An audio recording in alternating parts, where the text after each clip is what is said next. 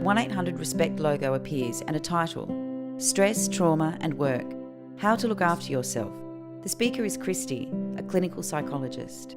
The stress associated with this kind of work is quite unique in the sense that workers are required to listen to traumatic and often horrific stories on an ongoing and consistent basis, which requires them to have a high level of understanding, compassion and empathy.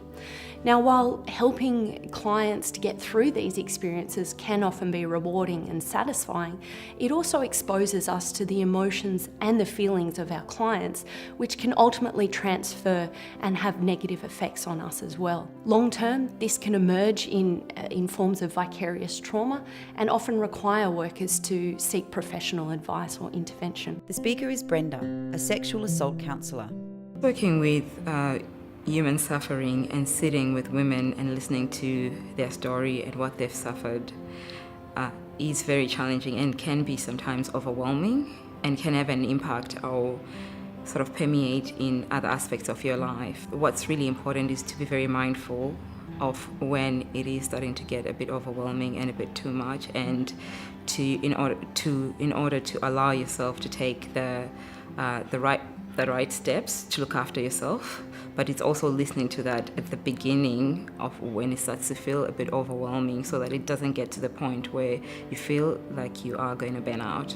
The speaker is Christy, a clinical psychologist. Ultimately, we can break down vicarious trauma into four divisions or categories of symptoms, and these can be emotional, cognitive, physical and behavioural.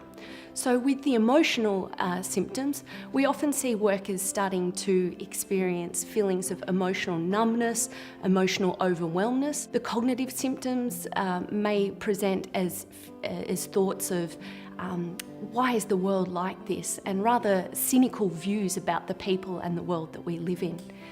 The physical symptoms can include intrusive reactions. So we start to experience intrusive imagery, intrusive thoughts, and ultimately nightmares and flashbacks. And finally, we have the behavioural symptoms. So we start to experience withdrawal from social, occupational, and personal relationships.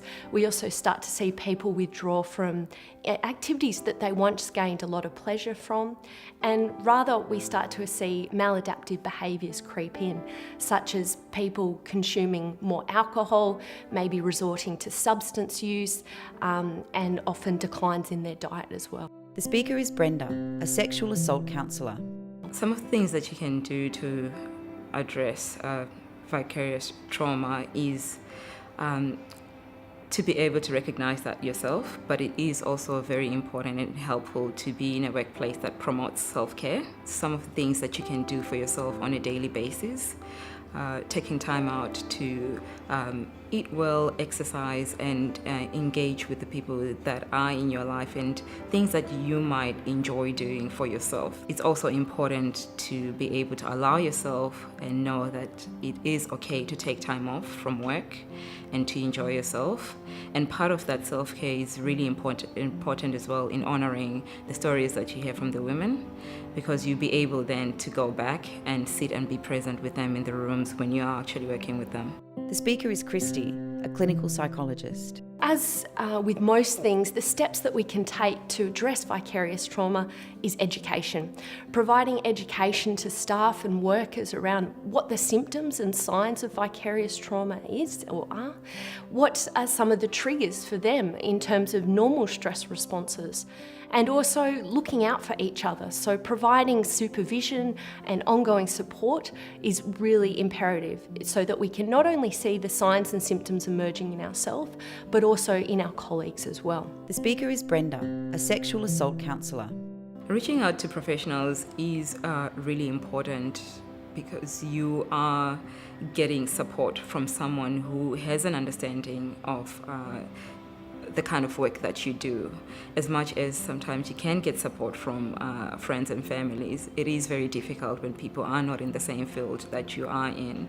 So to be able to work with someone that you don't necessarily have to explain what trauma might be, and they have a bit of a background of what's going on, or they have an understanding of some of the things that you might be experiencing in that moment. It's recognizing that being exhausted or feeling overwhelmed doesn't mean that you're not a good worker. It just means that you're only human. The speaker is Christy, a clinical psychologist. We need to remember that at the end of the day, we are humans and we experience real emotions like everybody else.